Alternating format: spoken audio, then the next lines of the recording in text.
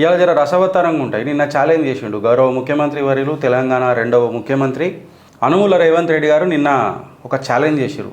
మూసీ నది మీద, మూసీ నది ప్రక్షాళన మీద, మూసీ సుందరీకరణ మీద. మళ్ళా సుందరాంగుడు మాట్లాడిన మాటలు సుందరంగా ఉన్నాయా, సంసారవంతంగా ఉన్నాయా, ఎట్లున్నాయననేది ఇలాంటి చర్చ. నేను డైరెక్ట్ అందుకే ఇలా న్యూస్ పేపర్ల నుంచే పోతున్నా ఫ్రెండ్స్, అందులోనే చిట్టా చెప్తా, so that it saves time. Disha పేపర్కి ఇట్లా తీసుకొని చూస్తే యాక్చువల్గా ఆయన ఏం మాట్లాడిండో యాక్సిటీస్గా రాసిండ్రు. V6లోనేమో దాన్ని ఫ్రేమ్ చేసి అది చేసి మసాలా వేసి దాన్ని కుక్ చేసి ప్రయత్నం చేస్తారనమాట. నేను చదువుతుంటే భరతం పడతాం, ఇంకెంతకాలం మూసీని అడ్డం పెట్టుకొని బతుకుతారు, పేదలు ఎప్పటికీ ఆ కంపులో బతకాల్సిందేనా, బీఆర్ఎస్ ఖాతాలోని రూపాయలు 500 కోట్లు మూసీ ప్రజలకు పంచాలి, బఫర్ జోన్ బాధితులకు ఏం చేద్దామో సూచించండి, అఖిలపక్ష మీటింగ్లో మీ ఆలోచనలు చెప్పండి, ఈటల మోడీని ఒప్పించి నిధులు ఇప్పించగలరా, మీలాంటి సన్నాసుల కోసం బుల్డోజర్లు అవసరమా, ఇండ్ల కూల్చివేతలపై కేటీఆర్ హరీష్ దొంగ నాటకాలు, ఫామ్ హౌజ్లు కాపాడుకునేందుకే వీరి హడావుడి, డిజిటల్ తర్వాత అది మూసీకే ఇప్పుడు మనము ఫోకస్గా మాట్లాడతాం ఫ్రెండ్స్. అయితే ఇప్పుడు ఆయన ఏమని అన్నాడు, మీకు బుల్డోజర్లు అవసరమా సన్నాసులకు ఎక్సెట్రా. ఆయన ఏమని అన్నాడంటే భారతీయ రాష్ట్ర సమితి 500 కోట్లు తన పార్టీ ఫండ్ ఏదైతే ఉన్నదో వాళ్ళ నిధుల నుంచి మూసీ నది ప్రక్షాళనకి ఇవ్వాలా, ఎందుకంటే వాళ్ళే ఈ ఆక్రమణ మొత్తం చేపించిందంతా వాళ్ళే అని చెప్పిండ్రు. దాని తర్వాత పార్టీ ఫండ్ నుంచి కూడా 1500 కోట్లు ఇవ్వాలనే ముందు మాట్లాడిండు. ఈటల రాజేందర్ గారికి ఛాలెంజ్ చేసిండు. ఏంటంటే మోడీ గారి దగ్గరికి పోయి సబర్మతి నదిని శుద్ధి చేసుకున్న మీరు మూసీ చేద్దామని అంటే మీకు మంటెందుకు, మళ్ళీ సబర్మతిని చేసుకునేటప్పుడు మీకు ఏం లేదు కానీ దాని పోగడ లెక్క మాట్లాడుకుంటారు, కానీ అదే తెలంగాణలో మూసీ మేము చేస్తా అంటే మాత్రము మీకు బగబగ మండుతుంది. నడు మోదీ దగ్గరికి పోదాం, ఇద్దరము మోదీ గారి దగ్గరకు పోయి 25,000 కోట్ల నిధులు మూసీకి తీసుకొద్దాము అని చెప్పి రేవంత్ అన్న మాట్లాడతాడు. నేను థమ్స్అప్ చెప్తా. కేటీఆర్ ఇంకా హరీష్ 4 రోజుల పాటు సెక్రటేరియట్కి రండి, కూర్చుందాం, ఆల్ పార్టీ మీటింగ్ పెడదాం, మూసీ మీద డిస్కస్ చేద్దామని అంటాడు. ఆయన ఏమంటాడంటే మూసీ నదిలో ఎవరికైతే ల్యాండ్ కోల్పోతున్నారో లేకపోతే ఏదైనా ఇవైతే మన రిక్లమేషన్ ప్రాసెస్లో ఏదైతే జరుగుతుందో వాళ్లకు పునరావాస కేంద్రాలను, పునరావాస పరిస్థితి ఏమంటారు, రీహాబిలిటేషన్ ఇస్తాం, వాళ్ళకి ఇల్లు ఇస్తాం, జాగిస్తాం, ఎక్సెట్రా వాట్ ఎవర్ ఇట్ మేము డీటెయిల్గా డిస్కస్ చేస్తాం. దీని మీద మాట్లాడతాడు. ఇంకొకటి ఏమంటే నాకు తెలుసు ప్రతి ఒక్కళ్ళు నన్ను దూషిస్తున్నారు, నేను ఒక ముఖ్యమంత్రి స్థాయిలో నేను తీసుకున్న డెసిషన్ వల్ల ఎంత చేదనుభవం అవుతుందో ప్రజలల్లా, అక్కడ నివసిస్తున్న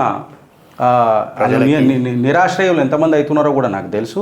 అయినా నేను ఈ డెసిషన్ తీసుకుంటున్నానంటే ప్రజల పక్షాన తీసుకుంటున్నా, రాష్ట్ర హితం వైపు తీసుకుంటున్నా, నదులను చెరువులను కాపాడనీకి తీసుకుంటున్నా అన్న మార్గంలా నడుస్తున్నానంటున్నా మన ఏమంటారు సంసారి సుతపూస సౌమిని సాంప్రదాయిని సుప్పిని రేవంత్ రెడ్డి గారికి చిత్రగుప్త్ థమ్స్అప్ చెప్తుంది.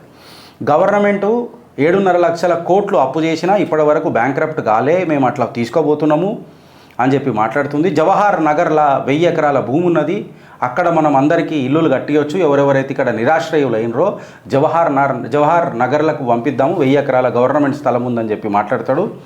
ఆయన ఏమంటాడంటే కేటీఆర్ హరీష్ రావు వీళ్ళందరూ విషబీజాలు నాటుతున్నారు, పెద్ద ఇష్యూ జరుగుతున్నారు, దీనికి అసలు ఇక రాధాంతం చేస్తున్నారు అని చెప్తాడు.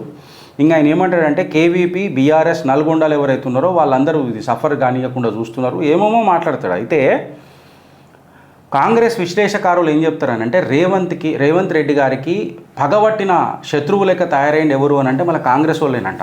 అందులో మెయిన్ పేరు కొంతమంది పెద్ద దిగ్గజాలది వస్తుందట.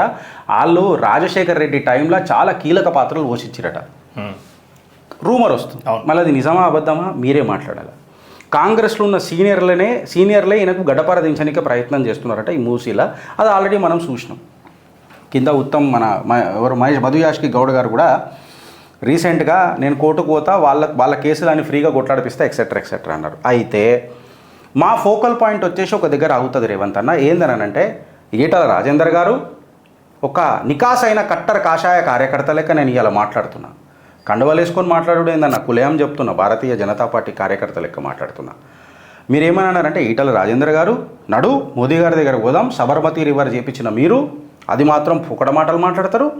మళ్ళీ ఇవాళనేమో మేము మూసీ నదిని చేస్తానంటే దాని మీద పొడుసుడా ఆడ పొగుడుడా, నడు 25,000 కోట్లు తెచ్చుకుందామని అన్నారు కదా. నక్కకు నాగలోకానికి తేడా ఉంటుంది అన్న ఒక సామెత ఉంటుంది. సముందర్ కా హీరా కహా, లాడబజార్ కా పత్తర్ కహా అని అన్న ఒక సామెత ఉంటుంది మన తెలంగాణలో. ఈ మాట నేను ఎందుకు మాట్లాడుతున్నా అంటే రేవంత్ అన్న, ఇది మీ ప్రభుత్వానికి వర్తిస్తుందా, మీ మాటలకు వర్తిస్తుందా అనేదే ఇప్పటి చర్చ, ఈ చిట్ట. ఇప్పుడు మూసీ నదిని రివర్ ఫ్రంట్ని మీరు మంచిగా చేద్దామని అంటున్నారు. అయితే ఈ రివర్ ఫ్రంట్ శుద్ధీకరణ చేసిన తర్వాత ఇది యాక్సెసబుల్ టు ది పీపుల్ ఉండాలన్నది మీ సదుద్దేశం అన్నది నాకు అర్థమైంది. దానికంటే ముందు మళ్ళీ ఈ సీవేజ్ వాటర్ ఫ్లోని మీరు ఎట్లా అరికెడతారు, ఏం కడతారు, దీన్ని తద్వారా శుద్ధి చేసిన తర్వాత దీన్ని ఎట్లా కంట్రోల్ చేస్తారు అనేది మా అప్రహెన్షను. దీనికి మీరు సమాధానం చెప్పాలా. దాని తర్వాత permanent rehousing about the informal settlements అక్కడెక్కడైతే ఉన్నాయో, encroachments or to that matter, ఏదైతే నది ఆ area buffer zone or FTL zone whatever it maybe మీరు ఏం మాట్లాడతారో, నేనేమంటా అంటే ఇన్ఫార్మల్ సెటిల్మెంట్స్ అంట వాటిని. ఈ ఇన్ఫార్మల్ సెటిల్మెంట్స్కి మీరు పర్మనెంట్ రీహౌసింగ్ ఎట్లా కల్పిస్తారు. దాని తర్వాత ఈ ఎరోజను ఇంకా ఈ ఫ్లడ్ ప్రోన్ నేబర్హుడ్స్ ఉంటాయి కదా, అంటే ఫ్లడ్ ఎఫెక్టెడ్ ఏరియాస్ ఉంటాయి కదా మూసీకి, దాంతోపాటు ఈ సాయిల్ ఎరోజన్ కాకుండా, రిస్క్ ఆఫ్ ఎరోజన్ కాకుండా, ల్యాండ్ స్లైడ్లు కాకుండా దీని మీద మన చర్యలు ఏం తీసుకుంటాము. మళ్ళీ పార్కులు ఎన్ని కడతారు, ఘాట్స్ ఎన్ని కడతారు, ఈ ఆహ్లాదకరాన్ని ఎంజాయ్ చేసేటట్టు ఏ రకంగా సుందరీకరణ చేస్తారు. ఒక ప్రజెంటేషన్ అన్న మీ దగ్గర ప్లాన్ అన్న ఏదన్నా ఉన్నదా. థేమ్స్ అని చెప్పి లండన్ది చూపెట్టంగానే సరిపోదు. ఆ థేమ్స్కి క్యా కర్తే అని అన్నట్టు చాలా ఇంపార్టెంట్ ఉంటుంది. అదే అడుగుతాడు కార్యకర్త, నేను అదే అడుగుతున్నా. ఇంకొకటి ఇప్పుడు ఏమైందని అంటే, మన మూసీ అనేది వెనకటికి ఇప్పుడు ఈ కొంతమంది ఉంటారు పైజామా పట్టించారు కదా, వాళ్ళు ఏమంటారంటే మూసీకి పెద్ద చరిత్రలో మనకు వాల్యూ లేదంటారు. కాకపోతే మూసీలో చాలా పెద్ద చరిత్ర ఉన్నది, చార్మినార్ ఆడికనే వచ్చిందని అంటారు. ఆనాడు బాగ్మతిని చూడనీకే ఆనాడు ఆ మహారాజు గుర్రాన్ని తీసుకొని వచ్చి నది దాటుతుంటే, అరే నీ అమ్మ ఇదేంద్ర నాయన చచ్చిపోతాడేమో నా కొడుకని పురాణ పూలు వచ్చిందని అంటారు. అందుకే ఇలా హైదరాబాద్ పేరు భాగ్యనగరం అని అంటారు. సో మూసీకి ఒక కల్చరల్ ఐడెంటిటీ ఉంది, కల్చరల్ హిస్టరీ ఉన్నది, ఒక సోషో ఎకనామికల్ ఈక్వేషన్ ఉన్నది. సో ఈ ప్రేమ దేశం ఇవన్నీ కల్చరల్ ఐడెంటిటీ, మన గర్వం. ఈ గర్వాన్ని మీరు గర్జించి ఏ రకంగా ముంగటికి తీసుకొస్తారు, ప్రజలను ఎట్లా కలుపుతారు, అమన్ కైసే బచానా చాతే హే ఆప్ అన్నది నా ఇంకొక ప్రశ్న. ఇంకొకటి ఏంటంటే ప్రాజెక్ట్ కాస్ట్ల గురించి ఎట్లా మాట్లాడతారు. ఎందుకంటే నువ్వు ఫస్ట్ 7,000 కోట్లు అంటావు, తర్వాత 50,000 కోట్లు అంటావు, తర్వాత 75,000 కోట్లు అంటావు, ఇప్పుడు 150,000 కోట్లు అంటావు. సో దీనికి అన్నిటికీ ఎట్లా మాట్లాడతాం అని చెప్తే సబర్మతి రివర్ నక్కకు నాగలోకానికి తేడా ఏంది అని చెప్తారు కదా రేవంత్ అన్న. ఇప్పుడు నేను మీకు సామెత రూపంలో మీకు నేను పరిచయం చేస్తున్నా రేవంత్ అన్న. జర అర్థం చేసుకోవాలన్న కెపాసిటీ మీకు ఉంటే, మనస్తత్వం ఉంటే అర్థం చేసుకుంటారని నేను అనుకుంటున్నా. ఎందుకంటే ఇప్పుడు భారతీయ జనతా పార్టీలో మీకు ఎవరు కౌంటర్ ఇచ్చారన్నది నాకు సంబంధం లేదు. నికాసైన కార్యకర్త లెక్క, మోదీ గారి పరిపాలన దగ్గరికి చూసినోని లెక్క ఇప్పుడు మాట్లాడుతున్నా. ఈయన సబర్మతి రివర్ శుద్ధీకరణ అనేది అయితే మాట్లాడుతున్నారు కదా రేవంత్ అన్న, అది ఇవాళ నిన్న మొన్న జరిగిన కార్యక్రమం కాదు. అది 50 సంవత్సరాల నుంచి రగులుతున్న షెగ. అది 50 సంవత్సరాల నుంచి పోయి చూసుకుంటారు ఒకసారి, తెలుస్తుంది సబర్మతి రివర్ ఎట్లా శుద్ధి చేసారు అన్నది. స్టేట్ గవర్నమెంట్ 1966లో కలగన్నది సబర్మతిని, 1966లో కలగన్నది. దీన్ని ఏం చేద్దాం, ఎట్లా చేద్దాం, ఏం చేద్దామని 1997లో అహ్మదాబాద్ మున్సిపల్ కార్పొరేషన్ అని చెప్పి ఒక స్పెషల్ పర్పస్ వెహికల్ని తయారు చేశారు. దీనికోసం వెహికల్ అంటే ఒక డిపార్ట్మెంట్ని తయారు చేశారు. Sabarmati river front development corporation అని చెప్పి తయారు చేసి అడుగులేసుడు స్టార్ట్ చేశారు. ఎప్పుడు 1966లో కలగంటే 1997లో అహ్మదాబాద్ మున్సిపల్ కార్పొరేషన్ వచ్చి దానికి ఒక సపరేట్ డిపార్ట్మెంట్ పెట్టి Sabarmati river front development corporation limited అని చెప్పి పెట్టి 1999 నుంచి 2003 వరకు గ్రౌండ్ వర్క్ వేసారు దానికి. ఇది ఉంటుంది గిట్లా ప్లానింగ్.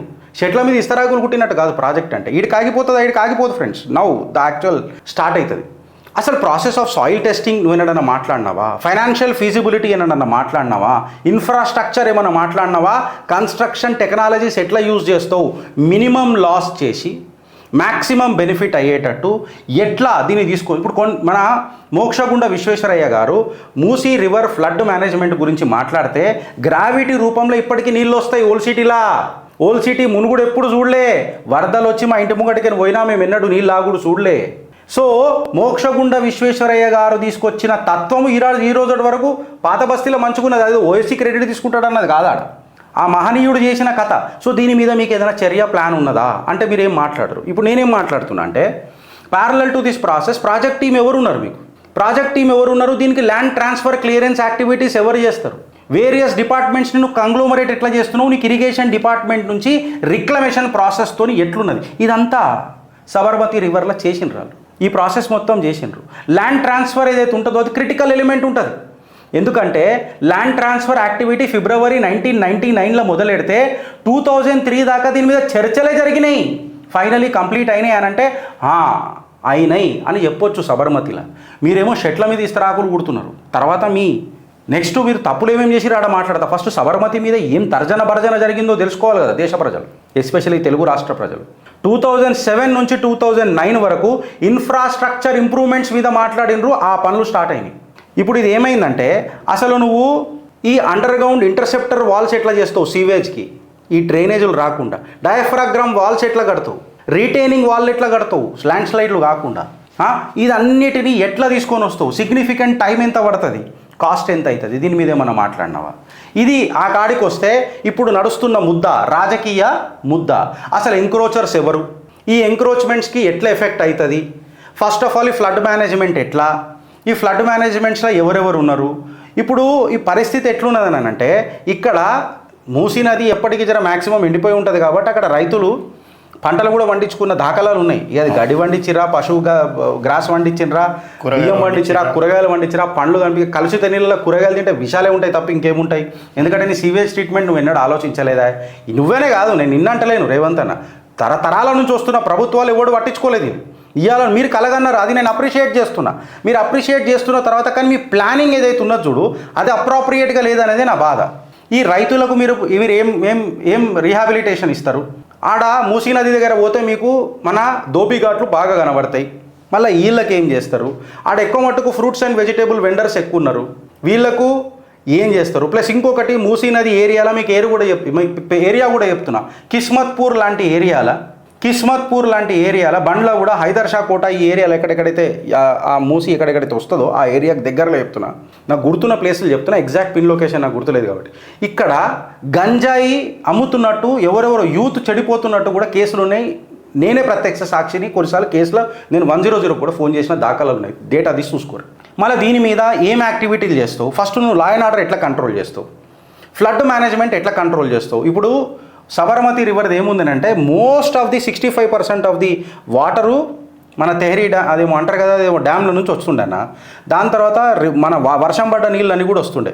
వీళ్ళు ఏం చేస్తుండే అంటే ఈ ఎంక్రోచర్స్ అందరూ ఇల్లీగల్ సెటిలర్స్ అందరూ ఆడ ఉన్నారు కాబట్టి వీళ్ళు కంప్లీట్గా గేట్లు తెరవాలంటే భయపడేటోళ్ళు. సబర్మతి రివర్కి కూడా వీళ్ళు ఏం చేస్తుండే అంటే ఇంటర్మీడియట్కి ఇడుస్తుండే గేట్లని. అంటే అప్పుడప్పుడు ఒకటేసారి ఇడిస్తే మళ్ళీ వీళ్ళు చచ్చిపోతారు కదా. ఈ ఫ్లడ్ మేనేజ్మెంట్ ప్రాబ్లం అవుతుండే, దానివల్ల వాటర్ ప్రెషర్ బిల్డప్ అవుతుండే. వాటర్ ప్రెషర్ బిల్డప్ అయ్యి గేట్లు పగిలిపోతాయి. డ్యామ్కి కంట్రోల్ ప్రాబ్లం ఒక స్టేజ్ వరకు ప్రెషర్ తట్టుకుంటుంది. అది నువ్వు దానికి కావాలని ఆపినావు అనుకో ఏమవుతుంది? మొన్న మూసీ గేట్ కొట్టుకుపోయింది అట్లనే జిహెచ్ఎంసీ ఎలక్షన్స్లో. అప్పుడు మీరు చూసుకుంటే మూసీ గేట్ కొట్టుకుపోయింది. ఇవే తరుణంలు ఇవన్నీ. దానికి తోడు నువ్వు ఏదైనా బిల్డింగ్ ఇన్హౌస్ కెపాసిటీ ఏదైనా ప్రోగ్రామ్ చేసినావా, మళ్ళీ నువ్వేమైనా పార్ట్నర్షిప్ రియల్ ఎస్టేట్ డెవలప్మెంట్ ఫర్మ్స్తో ఏమైనా చేతులు కలిపినావా, ప్రైవేట్ సెక్టార్ కన్సల్టెంట్స్తో నువ్వు చేతులు కలిపినావా? ఈ మేనేజ్మెంట్ ప్రాసెస్ని మొత్తం ప్రజలకు అర్థం చేయనీకే నువ్వు ఏం చేసినావు? నీ దగ్గర ఆన్సర్ లేకపోయా. భర్తా అని షీర్ చింతపండు పెడతా అయ్యా జాగిరి పుణ్యాన్ని పుట్టినాము, నీతో తిట్టిపించుకోనికే నీతో బడనికే మేము పుట్టినాం తెలంగాణలో. జర చక్కగా మాట్లాడనీకే చేత కదా మీకు? అదే మళ్ళీ మేము తిప్పి మాట్లాడితే ఎట్లుంటుంది రేవంత్ అన్న? నేనేం భయపడా మాట్లాడనీకి, ఓపెన్గా చెప్తున్నా. మీ ముఖ్యమంత్రి పదవికి గౌరవం ఇస్తున్నా, వ్యక్తిగతంగా ఉతికేయమంటే ఉతికి పడేస్తాం. ఇక్కడ పెద్ద విషయం కాదు. 2010 నుంచి ప్రాజెక్ట్ షురూ చేస్తే అది అంచెలంచెలుగా వచ్చింది. దీన్ని ఫేజ్ వైజ్ చేసుకుంటూ రావాలి. నేను బుల్డోజర్ పెడతా, ఇలా చేసేస్తా, శుద్ధి చేస్తా, నా దగ్గర లిక్విడ్ ఉన్నది, ఇట్లా లిక్విడ్ వేయగానే మొత్తం మూసి శుద్ధి అయిపోతుంది అని అంటే కాదాడ.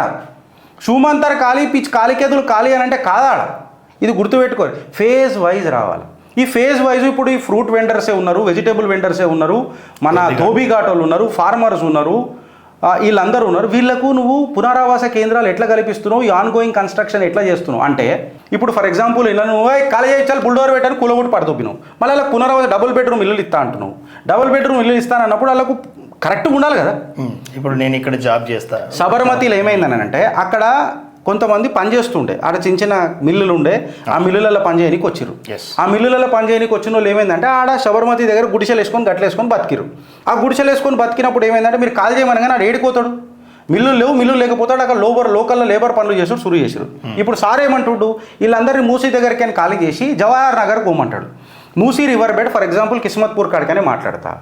కిస్మత్పూర్ దగ్గర నువ్వు ఎవరిని పట్టుకున్నావు? పెద్ద పెద్ద కన్స్ట్రక్షన్స్ వాళ్ళని పట్టుకున్నావు, వాళ్ళని పట్టుకోలే. చిన్న చిన్న గరీబోళ్ళని పట్టుకున్నావు. ఎందుకు? వాళ్ళ దగ్గర లంకె బిందెలు, వీళ్ళతో పొలిటికల్ దందాలు. దీనికి ఆన్సర్ చెప్పు రేవంత్ రెడ్డి గారు. దీనిలో మాట్లాడతలేవు కదా నువ్వు. ఇది ఫ్యాక్ట్ కదా.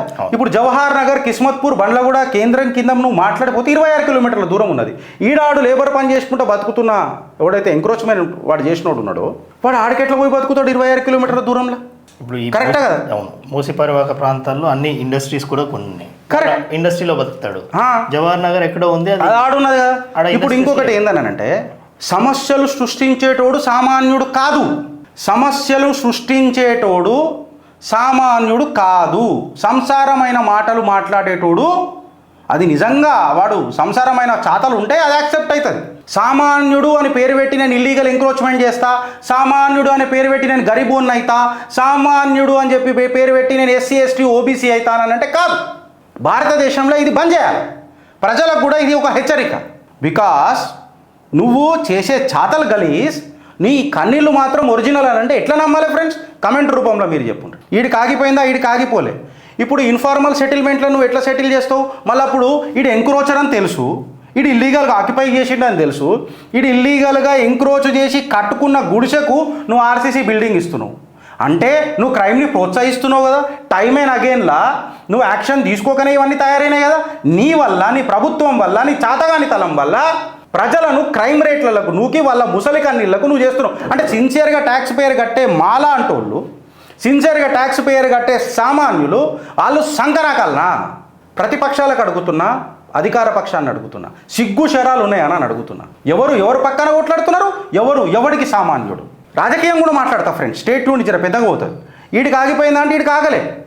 సబర్మతిలో వచ్చినప్పుడు వికాస్ సెంటర్ ఫర్ డెవలప్మెంట్ అని ఒక ఎన్జిఓ బేస్డ్ ఆర్గనైజేషన్తో అహ్మదాబాద్లో వీళ్ళు టైఅప్ అయ్యారు. ఎందుకు? ప్రజల పక్కన నిలబడి కౌన్సిలింగ్ ఇచ్చి వాళ్ళని సెటిల్మెంట్ చేయడానికి. నువ్వేనా ఎన్జిఓతో కలిసినావా? సీదా బుల్డోజర్లను కలిసినావు. నువ్వు సీదా బుల్డోజర్లను కలిసినావు, బుల్డోజర్ డ్రైవర్లను కలిసినావు, డీజిల్ ట్యాంకర్ ఫిల్అప్ చేసే పెట్రోల్ పంపులను కలిసినావు.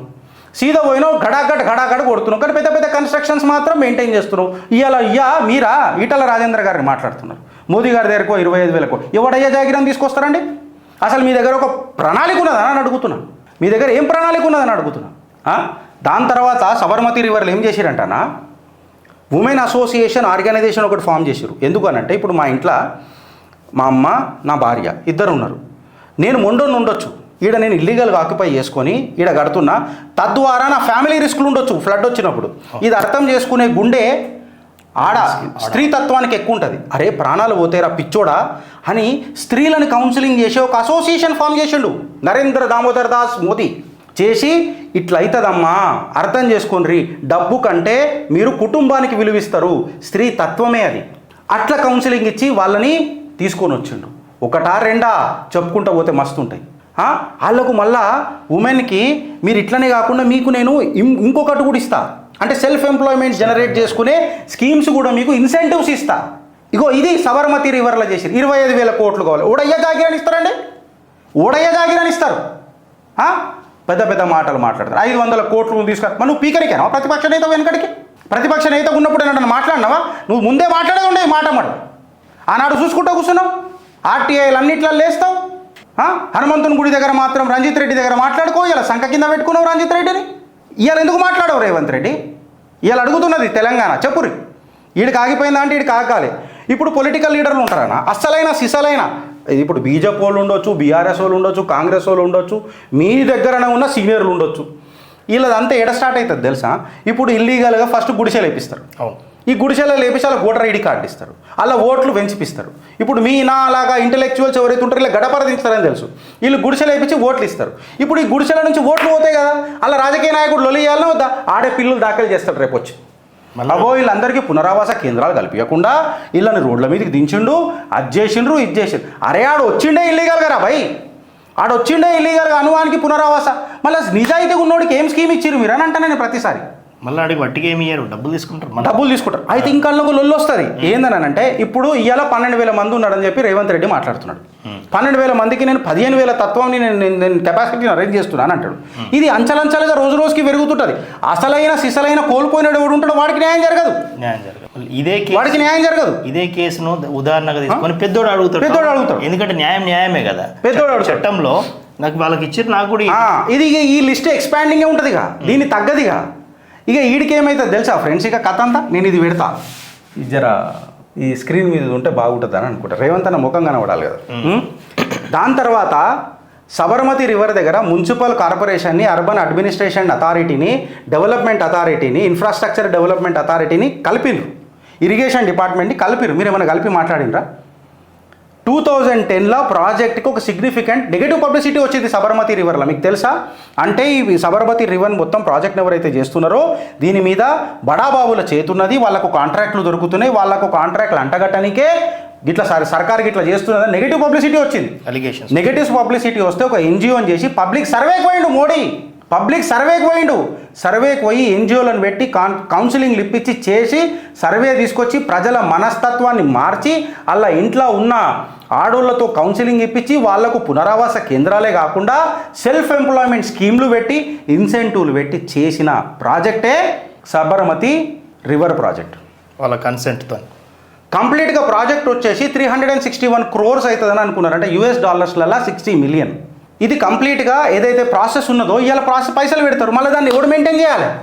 మళ్ళీ దాన్ని ఎవడు మెయింటైన్, అడ్డమైన ట్యాక్సులు పెంచుతారు, వ్యాట్ రూపంలో దాని రూపంలో వీళ్ళు మాట్లాడరు. మళ్ళీ ఈ కథలన్నీ మన మీద నూపుతారు ఫ్రెండ్స్. కానీ మోదీ అది చేయలే. ఆడ ఏం చేసిండు మోదీ అంటే సబర్మతి రివర్ దగ్గర అక్కడ ఏం చేసిండంట ఆయన, ప్రాజెక్ట్ డెవలప్మెంట్ కాస్ట్ కింద ఒక బిజినెస్ పూల్ తయారు చేసిండు. ఆడ ఒక బిజినెస్ పూల్ తయారు చేసిండు ల్యాండ్ డెవలప్మెంట్ కింద. నేను డీటెయిల్గా పోతలేను ఎందుకంటే చాలా టైం పడుతుంది కాబట్టి. లైక్ మెట్రో డెవలప్మెంట్ లెక్క మనం ప్రాజెక్ట్ నెట్ డెవలప్మెంట్ చేస్తాం, అట్లా మెట్రోలో షాపింగ్స్ ఉంటాయి. అట్లా చేసి సుమారు ఇది మొత్తం ప్రాసెస్లో 458 కోట్లు అంటే $76 million ప్రొజెక్ట్ అయ్యేటట్టు చేసిండు. I'm wrong with the figures. అప్పుడు డాలర్ రేట్, ఇప్పుడు డాలర్ రేట్ ఉంటుంది, చేంజ్ ఉంటుంది. ఎందుకంటే 4-5 సంవత్సరాల కింద డేటా చెప్తున్నా మీకు, నేను 2010 మాట చెప్తున్నా. సో అప్పటికి డాలర్ రేట్ ఉంటుంది. 76 million అంటే ఇంత కాదు అని చెప్పి కొంత కమెంట్ మ్యాథమెటిషియన్స్ రామానుజులు ఉంటారు మన దగ్గర, మనకు పెడతా ఉంటారు. సో వాళ్ళకి చెప్తున్నా ఫిగర్ కోనరా నాయన. సో 458 crores పూల్ చేసిరు. దీని తర్వాత ఎట్లా చేద్దాం ఏం చేద్దాం అని చెప్పి ఆలోచిస్తే హుడ్కో అనే కంపెనీతో లోన్ తీసుకున్నారు. లోన్ తీసుకొని దీని రిటర్న్ ఆఫ్ ఇన్వెస్ట్మెంట్ కూడా ప్లాన్ చేసి ఈ ప్రాజెక్టు ఈరోజు స్టార్ట్ అయితే ఒక 10 సంవత్సరాలు నడుస్తుందా, 5 సంవత్సరాలు నడుస్తుందా? సరే ఒక 5 సంవత్సరాలు నడుస్తుంది అని అనుకుందాం. 5 సంవత్సరాలలో ఇన్ఫ్లేషన్ ఎంత పెరుగుతుంది అంటే సంవత్సరంకి ప్రాజెక్టు కాస్ట్ ఎంత ఇన్ఫ్లేట్ అవుతుంది అని చెప్పి 7% ఇన్ఫ్లేట్ అవుతుంది అని చెప్పి ఒక రేటు తీసుకొని పోయి ఓవరాల్ ఇన్వెస్ట్మెంట్కి 17.23% ఏమంటారు రిటర్న్ ఆఫ్ ఇన్వెస్ట్మెంట్ కూడా ప్లాన్ చేశారు. గట్లయితేనే యోగి ప్రాజెక్ట్ ఇట్లా సక్సెస్ అయింది. డెవలప్మెంట్ కాస్ట్ వచ్చి 780 కోట్లు, ఇంట్రెస్ట్ కాస్ట్ 219 కోట్లు, మొత్తం కలిపితే 1103 కోట్ల ప్రాజెక్టు.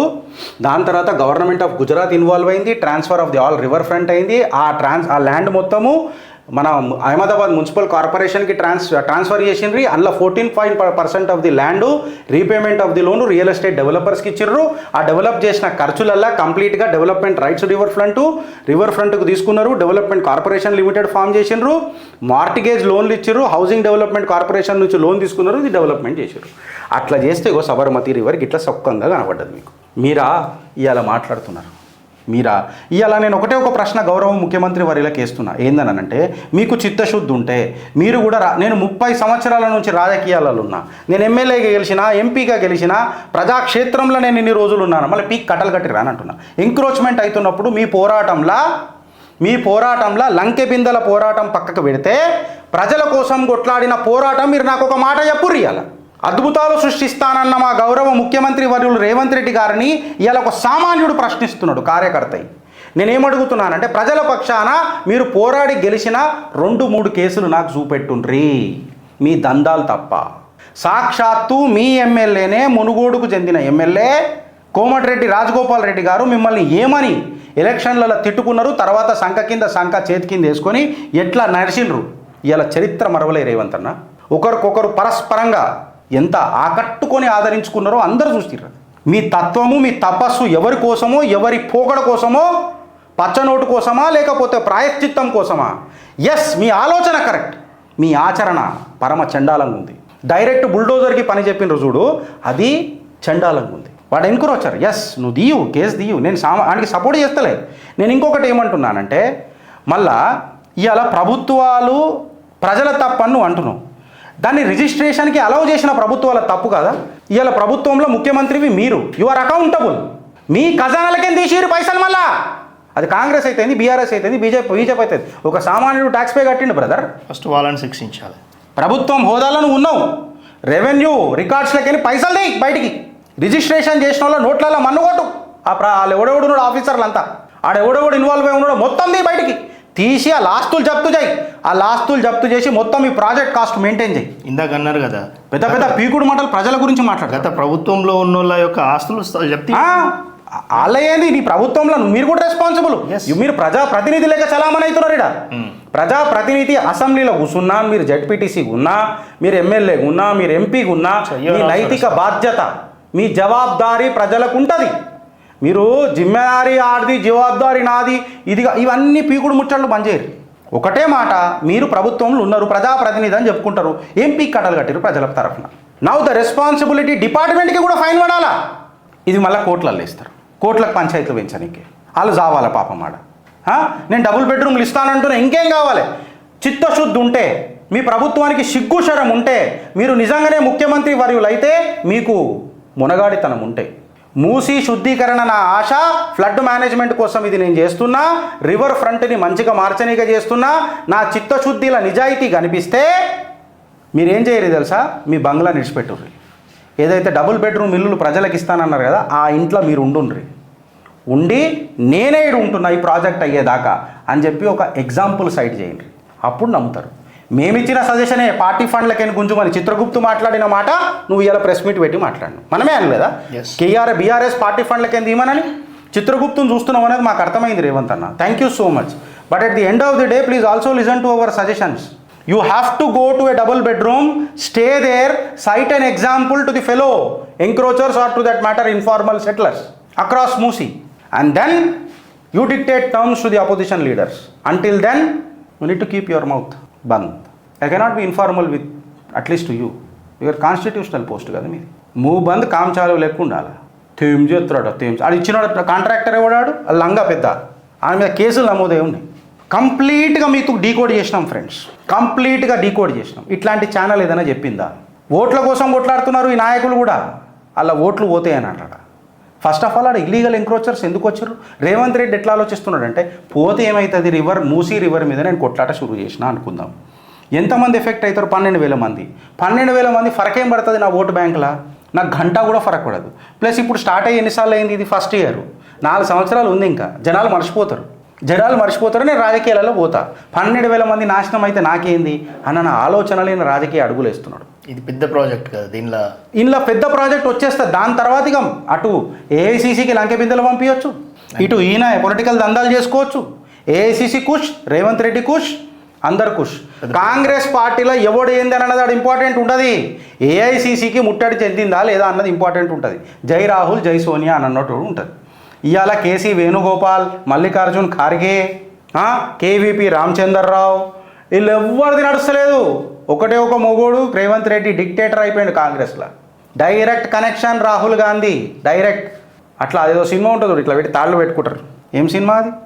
ఏదో ఉంటుంది, ఇట్లా తాళ్ళు పెట్టుకుంటారు చూడరా, ఇట్లా తోకలతో ఉంటారు. పెద్ద హిట్ అవతార్ మూవీలో రేవంత్ అన్నది ఒక కొత్త అవతార్ కాంగ్రెస్లో, ఇట్లా పెట్టుకుంటాడు తోకలకు. మేము చెప్పిన కంటెంట్ మీకు ఇట్లా నచ్చినట్టయితే ఒక నలుగురికి షేర్ చేయరు ఫ్రెండ్స్, బికాజ్ చాలా కష్టపడి ఇట్లాంటి కంటెంట్ తీసుకొని వస్తాం. దయచేసి నలుగురికి షేర్ చేయండి. అగర్ మేము మాట్లాడింది తప్పైతే ఆధారాలతో మమ్మల్ని ఉతికేయండి. కంటెంట్కి ఇట్లా నచ్చినట్టయితే ఒక నలుగురికి షేర్ చేయండి దయచేసి. మీ ఆదరణనే మాకు చాలా ఇంపార్టెంట్. అండ్ మీకు నచ్చినట్టయితే చిత్రగుప్తు నిజంగా మాట్లాడుతుందంటే, నేను ప్రతిపక్ష నాయకుడికి సపోర్ట్ చేయలే, అధికార నాయకుడికి సపోర్ట్ చేయలే, సామాన్య ప్రజల పేరిట దోసుక తింటున్నారు చూడు, వాళ్ళకు కూడా నేను సపోర్ట్ చేయలేదు. ఒక ట్యాక్స్ పేయర్కి సపోర్ట్ చేసిన. అయితే గిరీష్ భాయ్, ఇప్పుడు ఇందులో నా సందేహం ఏంటంటే, ఇప్పుడు ఈ మూసీ సుందరీకరణ ప్రాజెక్ట్ ఏదైతే ఉందో, ఇన్ని లక్షల కోట్లు ఉందో, అంటే 1,50,000 కోట్లు ఉందో, ఇప్పుడు అత్యవసరమా మనకి? ఎందుకంటే మన ముందు ఎన్నో సమస్యలు రెండు ఉన్నాయి. అవసరం లేదా అంటే, ఈసారి వర్షాలు ఏవైతే ఉన్నాయో అనుకున్న స్థాయి కంటే ఎక్కువ పడ్డాయి. ఓకే. ఇంకొకటి ఏమైందంటే, ఏదైతే నదులకు రావాల్సిన ఏదైతే ఫ్లడ్ డ్రైన్స్ ఫ్లడ్ మూవ్మెంట్ ఏదైతే ఉంటుండేనో అవన్నీ మొత్తం జామ్ అయిపోయినాయి, చోక్ అయిపోయినాయి. ఓకే. వాటర్కి ఛాన్స్ లేక ఇనండేషన్ ఎక్కువైపోతుంది, ఫ్లడ్ అనేది ఎక్కువైపోతుంది. ఓకే. మనం ఇప్పుడే సబర్మతిది కూడా మాట్లాడుకున్నాం, అక్కడ మొత్తం ఫ్లడ్ అయిపోయింది కాబట్టి ఈ ఇష్యూ అనేది ప్రాణ నష్టం ఎక్కువ అయ్యేటట్టు పోతుంది. దానికి రిపేర్ అనేది అయితే దీనికి సీన్ ఏంటంటే ఇది ఖచ్చితంగా చేయాలనంటే ఇలా కాకపోయినా రేపు చేయాల్సిందే. ప్రాణ నష్టాన్ని మీరు కంట్రోల్ చేయాలి. సుందరీకరణ కాదు నేను అడిగేది, ఫ్లడ్ మేనేజ్మెంట్ చేయాలా, రిపేర్ చేయాలా? అయితే ఫ్లడ్ మేనేజ్మెంట్, సుందరీకరణ నేను ఏమంటా అంటే డిఫరెంటే అన్న, కాకపోతే ప్యారల్గా నడుస్తాయి ఇవి. దీన్ని మించి మీరు ఎంత సుందరీకరణ ఎందుకు అంటున్నాం అంటే, నువ్వు ప్రాజెక్ట్కి ఎలా ప్రజాధనాన్ని పెడతావు, ప్రజాధనాన్ని పెట్టినాక మళ్ళీ ప్రజాధనాన్ని తీసుకొని వచ్చి ప్రాజెక్ట్ నడపాలంటే కష్టం. దానికి సెల్ఫ్ సస్టైనింగ్ ఫైనాన్షియల్ మోడల్ ఉండాలా. మోదీ అదే చేసిండు. అందుకే అన్న నక్కకు నాగలోకానికి చాలా తేడా ఉంటుందని అన్న. మీకు అర్థమవుతుందా నేను చెప్పింది? నక్కకు నాగలోకానికి చాలా తేడా ఉంటుంది. ఇప్పుడు పులిని చూసుకొని నక్క వాత పెట్టుకున్నది అనుకో, అది నక్క తప్ప పులి తప్ప. అయితే నేనేమంటా అంటే, నేను దాని మీద టౌన్ ప్లానింగ్ దానికి సంబంధించిన వర్క్ చేసిన కాబట్టి దానికి ఆగ్మెంటేషన్ టెక్నిక్స్ ఉంటాయి. ఓకేనా? ఆగ్మెంటేషన్ టెక్నిక్స్కి అయ్యే ఖర్చు చాలా మినిమల్ ఉంటుంది, 10% ఉంటుంది. ఇప్పుడు ఈ ప్రాజెక్టు 100 రూపీస్ అయితే దానికి 25 రూపీస్లో అయిపోతుంది. ఈ మిగతా ఏదైతే 75 రూపీస్ ఉందో అత్యవసరమైనటువంటి, ఇప్పుడు రైతులు బాధపడుతున్నారు, లేకపోతే చాలా నువ్వు ఇచ్చినటువంటి హామీలు ఉన్నాయి, లేకపోతే ఏది రాష్ట్రానికి రోడ్లే చక్కగా లేవు, డ్రైనేజ్ వ్యవస్థ చక్కగా లేదు. ఈ మిగతా 75 రూపాయల ఖర్చులో రాష్ట్రం మొత్తం మీద డ్రైనేజ్ చేయొచ్చు. మీకు అర్థమైతలేదు. నేను చెప్పిన మీకు ఆన్సర్ నేను ప్రజల కోసము, ప్రజలకే మీరు మనం చూస్తున్నటువంటి, నేను ప్రేక్షకునిగా నా రివ్యూ మర్చిపోయారు మీరు. నేను ఏమనన్నా, రేవంత్ రెడ్డి మెట్రిక్స్ ముందే క్యాలిక్యులేట్ చేసుకున్నాడు, తిప్పి కొడితే 12,000 మంది. మొత్తం తెలంగాణ 4 కోట్ల జనాల 12,000 మంది ఎంత? అవును, నెగ్లిజిబుల్ పర్సంటేజ్. అందులో ఓటర్లు ఎంతమంది ఉన్నారు? ఇంకా నెగ్లిజిబుల్ పర్సంటేజ్ డ్రాప్ అయితే ఉంటుంది. ప్లస్ ఇప్పుడు నేను తీసుకొచ్చిన టైమింగ్ ఏంది, first year of my tenure. నాకు ఒకటే దెబ్బకు 1,00,000 కోట్లు వచ్చాయి. ఇప్పుడు ఆయన లెక్క ప్రకారం 1,50,000 కోట్లు, ఒకటే దెబ్బకు 1,00,000 కోట్లు వచ్చాయి. ప్రాజెక్ట్కి 25,000 కోట్లైనా, ఎందుకంటే మీరే ఒకసారి ప్రాజెక్ట్ అయినప్పుడు చెప్పిండ్రు ఇంత ఖర్చు అవుతుంది, ఇంత అయితే థీమ్స్లో కూడా ఎవడు పెద్ద డిస్లోకేట్ చేయలే, చేసిరు అని. సరే ఇవాళ ఇన్ఫ్లేషన్ రేటు పట్టుకొని 35 కోట్లు అయితే 40 కోట్లు అవుతామని 50 కోట్లు అయింది అనుకుందాం. 50,000 కోట్లు, 1,00,000 కోట్లు అయితే మునాఫా వచ్చింది. లేదా 1,00,000 కోట్లు ప్రాజెక్ట్ అయింది అనుకుందాం, 50,000 కోట్లు ప్రాఫిట్ వచ్చింది. ఈ ప్రాజెక్ట్ ఆయనకు సరిపోతుంది కదా, ఈ ఫ్యూచర్ ఎలక్షన్స్కి మొత్తం ఆయనకు సరిపోతుంది. ఇంకొక 5 సంవత్సరాలు, అందుకే నేనే ఇంకొక 5 సంవత్సరాలు ఉంటా ముఖ్యమంత్రిని అని చెప్పి మాట్లాడుతున్నాడు. సో ఆయన క్యాల్కులేటివ్ అనాలిసిస్ చేసుకున్నాడు ముందే. అందుకనే ఏమంటుండే, నేను వెనక జరగా, నేను కొడతా అంటుండు, నువ్వు కొట్టు. నేనేమంటున్నా, రేవంత్ అన్న నేనే నీకు సపోర్ట్ చేస్తున్నా విత్ ప్లాన్. నువ్వు ప్లాన్ ప్రకారం చెయ్యి, నువ్వు ఒక సస్టైనబిలిటీ మోడల్ క్రియేట్ చేయి, అది ప్రజలకు చెప్పు. దాని తర్వాత ఈ మోడల్ వితౌట్ సూపర్విజన్లో పోవాలా, కన్సిస్టెంట్గా సస్టైన్ అయ్యి వితౌట్ సూపర్విజన్లో పోవాలా. నువ్వు దాన్ని గోక్తూనే ఉంటావు, మేము గీక్తూనే ఉంటామని ఇట్లా కూర్చునేటోడు ఎవరు లేడు. ఇప్పుడు మీరు ప్రజాప్రతినిధులై ప్రజాక్షేత్రంలో ఓడిపోయినరు, మేము కార్యకర్తలమై కార్యాచరణకు సిద్ధమవుతున్నాం. ఇప్పుడు సామాన్యులందరూ సంసారులు గారిడా, సమస్యలు సృష్టించే సామాన్యుడు అసలే కాదు. ఇది మన ట్యాగ్లైన్. నేను అందుకే నలుగురికి షేర్ చేయమని చెప్తున్నా ఫ్రెండ్స్. మీ ఆదరణనే మాకు ఇంపార్టెంట్. భారత్ మాతాకి జై.